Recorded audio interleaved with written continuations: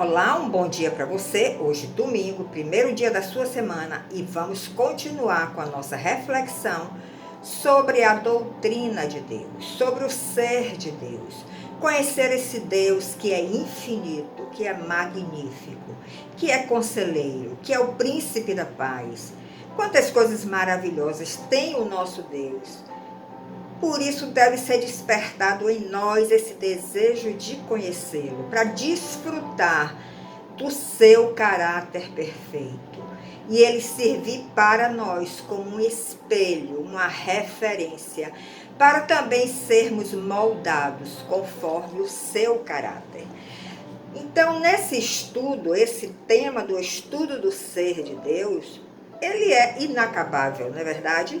Porque se o nosso Deus é infinito, nós nunca vamos chegar ao fim desse conhecimento. Porque, como já dissemos aqui, ninguém conhece exaustivamente a Deus. Mas através das Escrituras, através do que Ele tem revelado a nós, nós vamos conhecendo de uma maneira parcial e vamos desfrutando desse caráter precioso, perfeito e magnífico do Deus de Israel. Então eu quero começar esse vídeo, já estamos no 6º vídeo. Não esqueça de dar continuidade, ouvir do 1º ao 6º, porque nós vamos encerrar hoje este tema, não porque nós chegamos ao fim, mas porque ele é infinito, nosso Deus é infinito. Vamos dar uma pausa, em outra oportunidade podemos voltar, mas esse será o último vídeo gravado nesse tema que nós estamos conhecendo, estudando, refletindo sobre o ser de Deus.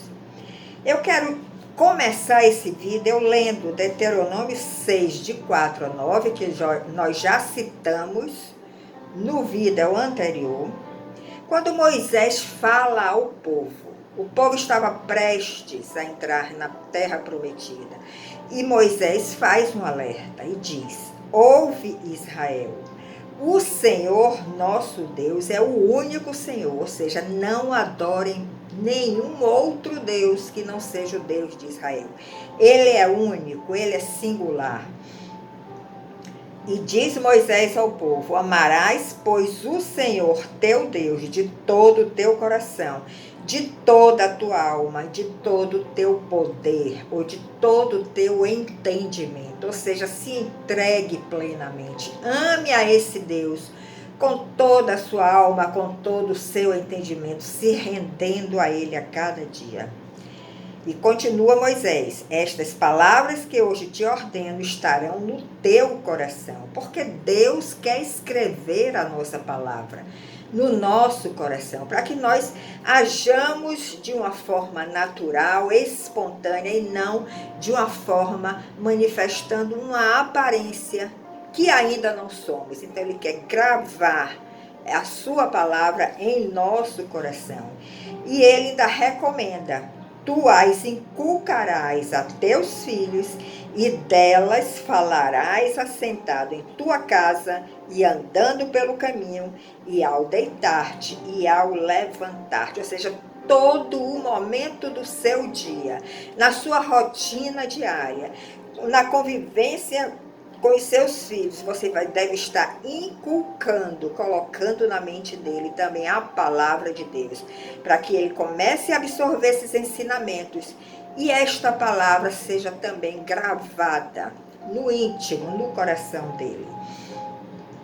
Também as atarás, a palavra, como sinal na tua mão, e te serão por frontal entre os olhos. Ou seja, todo o seu ser deve estar manifestando essa palavra. Ela deve estar diante de ti todo o tempo para dirigir as suas ações, os seus pensamentos. E as escreverás nos umbrais de tua casa e nas tuas portas. Aqui na minha casa mesmo eu tenho vários versículos bíblicos, às vezes em forma de quadro, às vezes em forma de algum objeto decorativo, que fala sobre a palavra de Deus. E toda vez que eu passo e leio, eu me lembro desta palavra. E à medida que eu vou cada vez mais lendo e observando, ela vai penetrando no meu ser e fazendo parte de mim. Então, esta confissão atravessou os séculos, desde o tempo de Moisés, até ser parte fundamental do culto na sinagoga, no tempo posterior, porque veio depois a estruturação do Estado de Israel com as suas sinagogas, e após o exílio babilônico. Então, essa palavra é eterna, ela serve para hoje, para você, para mim, para todos que querem fazer com que esta palavra seja parte integrante do nosso ser. Apesar de toda a revelação especial de Deus através das Escrituras, que é a revelação de Jesus Cristo, o povo de Israel, por diversas vezes, falhou. Falhou na adoração ao único Deus verdadeiro, que foi uma recomendação que Moisés tinha feito ao povo. Quando entrares na terra prometida, amarás somente o Senhor teu Deus, o único Deus. Mas Israel falhou e nós também falhamos a cada dia. O importante é que, à medida que nós percebemos que nós falhamos, nós nos prostrarmos diante do Senhor e buscarmos o espírito de arrependimento, para que Ele venha, nos perdoe e mude a nossa mente, mude de direção. Aquela ação que nós cometemos e falhamos, Ele vai nos derramar a graça, o seu poder, a sua misericórdia, para que nós não caiamos mais naquele assunto. E nós lemos em toda a Escritura que os israelitas se envolveram em constantes casos de idolatria. Isso acontece até os dias de hoje, acontece na nossa caminhada, mas o importante é que nós estejamos sempre aos pés do Senhor, conhecendo a sua palavra, para que Ele vá mudando a direção da nossa caminhada.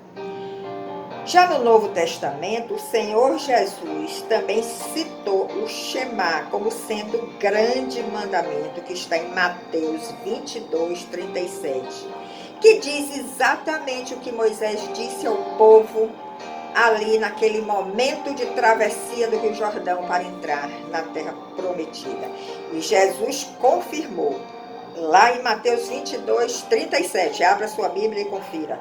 Ame o Senhor, seu Deus, de todo o seu coração, de toda a sua alma, de toda a sua mente. Então, esta mensagem de Moisés é também para os dias de hoje. Jesus também deu esta recomendação durante a sua caminhada aqui de 33 anos.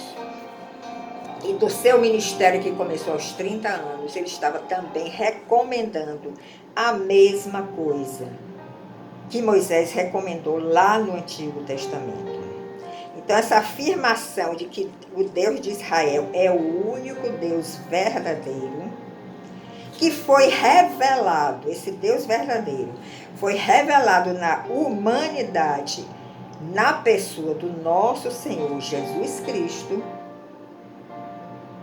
está também nessas passagens que eu vou te falar para você refletir e buscar a revelação de cada uma delas. Romanos, licença aqui, Romanos 3, 30, Marcos 12, 29 e 30, Atos 22, 14, 1 de Timóteo 2, 5. Leia essas passagens, mas não só leia, reflita, pare, medite, deixe Deus falar no seu coração. Agora nós vamos falar um pouco da Trindade. É um nome muito conhecido, talvez uma doutrina também conhecida, mas talvez nós não tenhamos um entendimento maior desta doutrina da Trindade. Nós sabemos que a Trindade é uma doutrina cristã que trata acerca da diversidade que há na unidade de Deus. Nós acabamos de dizer que Deus é único, mas dentro da unidade de Deus há uma diversidade. Ou seja, essa diversidade é manifestada através de três pessoas: o Deus Pai, o Deus Filho, o Deus Espírito Santo. São três deuses? Não. É um Deus só, que se diversifica em três pessoas. Em cada momento da Bíblia, nós podemos constatar como ele se manifesta, às vezes como Deus Pai, às vezes como Deus Filho, às vezes como Deus Espírito Santo. Essas três pessoas, entre aspas, essas três manifestações, que estamos chamando de três pessoas, elas têm exatamente a mesma essência. Não diverge em absolutamente nada. Por isso nós podemos dizer que é um Deus único. A primeira coisa que deve ser considerada num estudo sobre a Trindade é saber que estamos diante de um grande mistério. Se coloque diante do entendimento da Trindade, do esforço de entendermos a Trindade. Se coloque diante de um grande mistério. E nós sabemos que enquanto é mistério, nós não teremos toda a clareza, todo o entendimento. Vai ser difícil, talvez, de nós compreendermos e aceitarmos, mas por fé, porque cremos nas Escrituras e porque está lá registrado, nós cremos sim que há uma diversidade nesse único Deus de Israel. Que diversidade é essa? Ele se manifesta, às vezes como Deus Pai, às vezes como Deus Filho, às vezes como Deus Espírito Santo. Além disso, se na doutrina da Trindade falamos em diversidade na unidade, nós podemos dizer, não, mas isso é um paradoxo, a diversidade na unidade é um paradoxo, então é uma contradição. Então vamos entender o que é um paradoxo, o que é uma contradição. Um paradoxo, nós podemos dizer que é um argumento que contraria os princípios básicos. Ele não nega os princípios básicos, mas ele contraria. E esses princípios básicos que costumam orientar o pensamento humano, ele se sente afetado por aquilo. Ou o que é isso? É um Deus único, mas se manifesta em três pessoas diferentes? É um paradoxo, porque a Trindade é um mistério. E talvez nós não tenhamos realmente esta compreensão plena. Mas não é uma contradição. Sabe por quê? Porque a contradição é um procedimento ou atitude oposta ao que se dissera antes. A contradição é um procedimento ou atitude oposta ao que se dissera antes. Em nenhum momento nas Escrituras nós lemos que Deus não é único. Pelo contrário, muitos versículos afirmam e confirmam que Deus de Israel é o único Deus. Então, nós não estamos contradizendo nada. Nós só estamos mostrando a diversidade que há nesse Deus plural de Israel. Essa diversidade que se manifesta através de três pessoas diferentes, com ações diferentes, com propósitos diferentes, em momentos diferentes, mas é um único Deus. Então, vocês entenderam o que é um paradoxo e o que é uma contradição? A doutrina da Trindade pode parecer para nós um paradoxo, mas nunca uma contradição, porque não estamos indo de encontro a nada que falamos antes. A dificuldade acerca desse assunto, dessa doutrina da Trindade, se dá sobretudo pelo fato de que a doutrina da Santíssima Trindade se estuda, se concentra no estudo do ser de Deus e de sua atividade. A doutrina da Trindade se concentra no estudo do ser de Deus e da sua atividade. Mas nós sabemos que Deus é infinitamente maior que nós. De modo que, com todas as nossas limitações, Apenas conhecemos sobre ele o que ele próprio decidiu nos revelar de forma suficiente. Ou seja, ele diz, não, para você é suficiente que você tenha a revelação até este ponto. Aí nós vamos compreender até aquele ponto que ele se decidiu revelar a nós. Mas como ele é um Deus infinito, tem muito mais coisas que nós podemos conhecer posteriormente com mais maturidade cristã, à medida que ele se deseje revelar.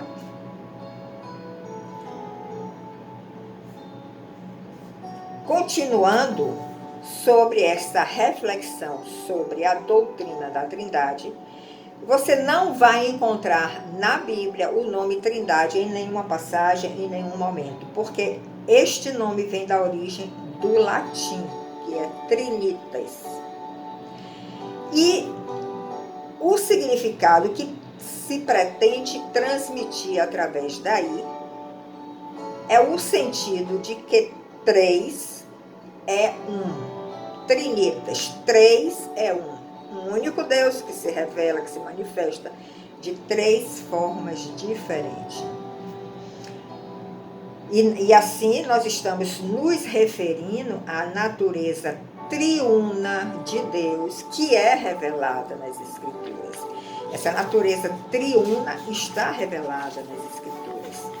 Quando nós começamos a estudar, nós podemos perceber isso em algumas passagens.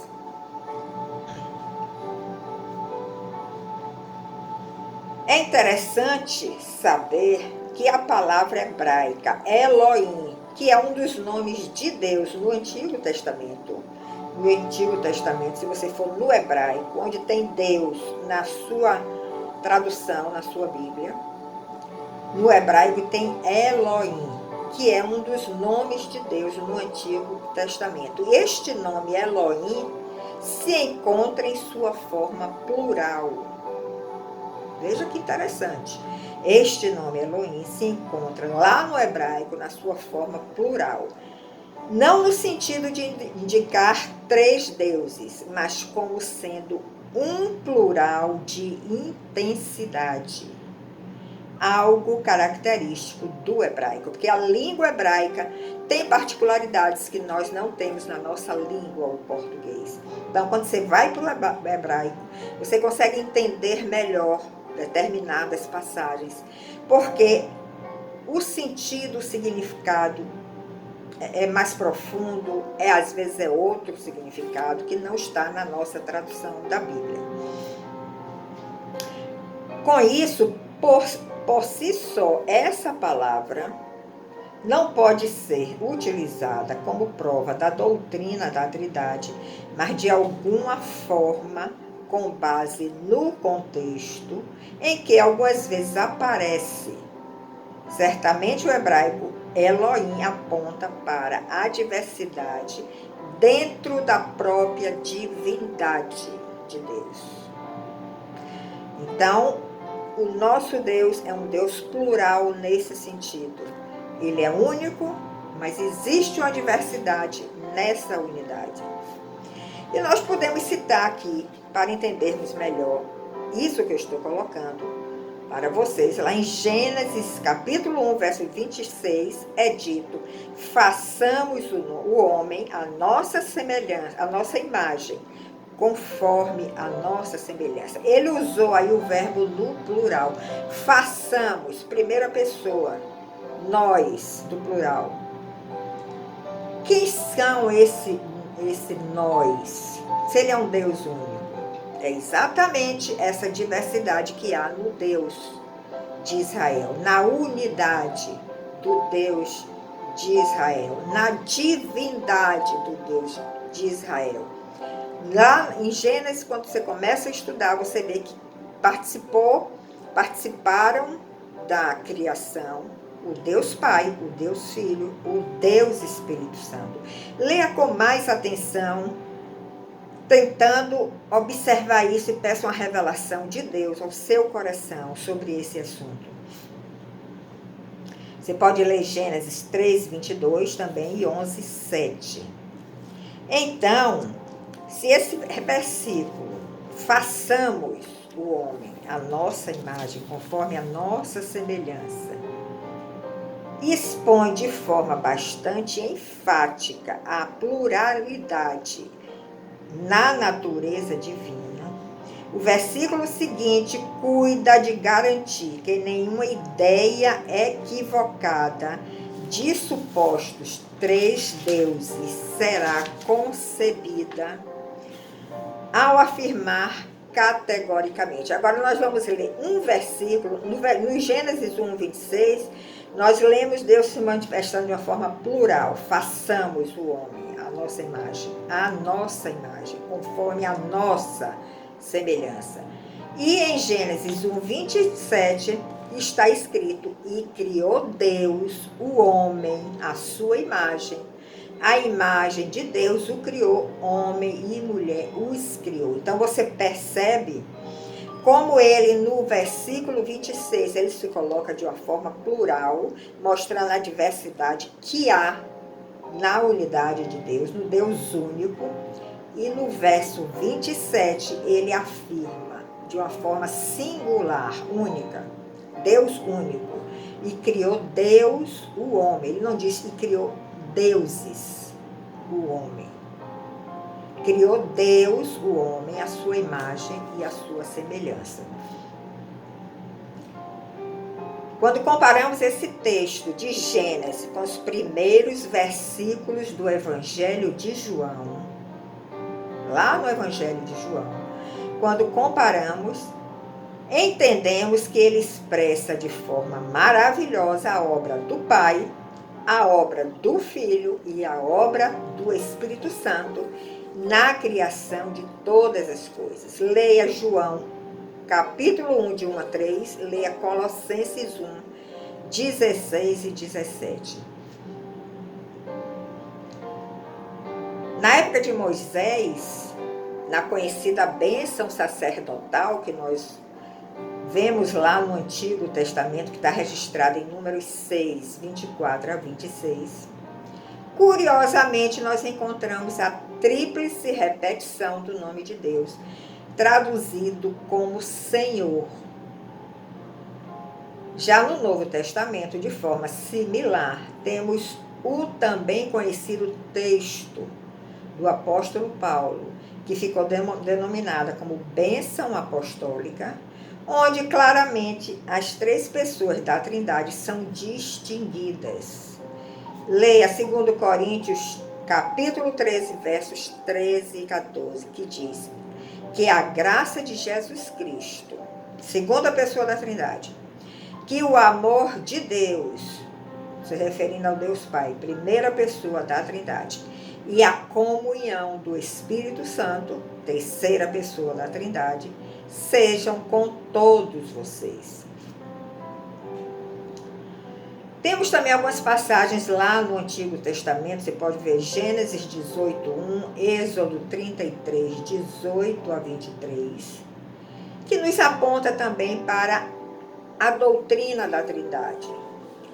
Quando nós começamos a estudar as aparições de Deus, as manifestações do anjo do Senhor, e nós podemos enxergar como ele se revela a cada momento, como ele se manifesta em cada momento. Então não deixem de meditar nessas passagens de Gênesis, de Êxodo, diante de Abraão, naquela passagem quando foram os três anjos diante de Abraão, naquele contexto da destruição de Sodoma e Gomorra.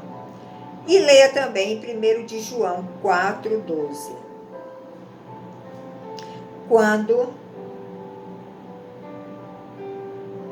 nos mostra também, nos dá uma visão, uma ideia da doutrina da Trindade. E em João 1:18, nós lemos: ninguém jamais viu a Deus, o Deus Pai, mas o Deus unigênito. Quem é o Deus unigênito? O único Filho, que está junto do Pai, o tornou conhecido. Quem é o Deus unigênito, que está junto do Pai, que está à direita do Pai, que desceu à terra para cumprir uma missão dada pelo Pai, e que se manifestou através de um corpo humano, se fez homem sendo Deus, é a segunda pessoa da Trindade, é Jesus Cristo, que veio à terra como Filho de Deus, Filho do Deus Pai. E sobre ele estava o Espírito Santo todo o tempo, que é a terceira pessoa da Trindade. Então vejam que é uma doutrina que pode nos parecer um paradoxo, mas que quando nós vamos refletindo e ruminando, Deus vai nos revelando como entender essa diversidade na unidade de Deus. E você pode perguntar, existe hierarquia nessa doutrina da Trindade? Não existe qualquer hierarquia, porque os três têm a mesma essência. Os três são um único Deus. Mas, em algumas situações, nós vemos que o Filho se submete ao Pai, porque ele veio com uma missão para a terra, então ele estava submisso ao Pai. Nesse sentido, você pode achar que realmente há uma hierarquia, mas isso é explicado sobre dois aspectos que nós chamamos a trindade ontológica, quando não há qualquer interpretação sobre hierarquia, e a trindade econômica, quando nós vemos realmente essa hierarquia do Filho se submetendo ao Pai. E tem algumas passagens lá do apóstolo Paulo em 1 Coríntios, dizendo que Deus, o Pai, é o cabeça de Cristo, porque Cristo ali estava na condição de filho, mas era o próprio Deus, a mesma essência. Está em 1 Coríntios 11, 3. O próprio Jesus Cristo, durante seu último discurso, antes da crucificação, avisou aos seus discípulos que ele iria para o Pai. Vocês lembram dessa passagem? Ele diz, porque o Pai é maior do que eu. Está em João 14, 28. Então, nós analisamos esses versículos através da trindade econômica. Tem a trindade ontológica, que mostra que é um único Deus, a mesma essência, onde não há qualquer interpretação sobre hierarquia entre essas três pessoas, mas tem também a teologia econômica, que nos mostra que em determinadas situações nós sim podemos enxergamos facilmente essa idolatria, ou essa hierarquia, quando Jesus mesmo disse, o Pai é maior do que eu. Quando Paulo diz Deus, o Pai é o cabeça de Cristo, existe aí uma hierarquia. Então, é um assunto para nós refletirmos, para nós buscarmos a revelação de Deus sobre essa manifestação de Deus como um único Deus, mas havendo uma diversidade nesta unidade. Não sei se ficou claro para vocês, mas vocês podem rever, ouvir de novo esse vídeo, buscar estudar na sua Bíblia todas essas passagens que eu indiquei e outras que você pode encontrar na chave bíblica para ter uma clareza, um entendimento maior. Muito obrigado pela sua audiência. Não esqueça de compartilhar esta mensagem. Não esqueça de deixar o seu like, que você vai contribuir para que ela seja repetida e compartilhada para outros. E nos siga em Vera Reflexões, espaço Reflexões, lá no YouTube. Já temos mais de 200 mensagens gravadas. No Facebook, Vera Reflexões. No Instagram, Vera Reflexões. No podcast, Vera Reflexões, temos 2. E no outro podcast, Reflexões com Vera Jones. Então, veja quanto material você tem para você conhecer a Deus, para você se aprofundar no conhecimento do ser de Deus, para você mudar a sua caminhada, mudar a direção da sua vida e encontrar um Deus maravilhoso que está nos esperando de braços abertos. Muito obrigado, nos encontramos no próximo domingo com um novo tema, apesar de não termos esgotado este, porque é um Deus infinito, nunca vamos esgotar o conhecimento dele, mas vamos dar uma pausa e iniciar um novo tema. Que Deus abençoe sua casa, sua família, seus filhos, com a bênção do Senhor todos os dias, que você seja um sacerdote na sua casa. Em nome de Jesus. Muito obrigada e até o próximo domingo.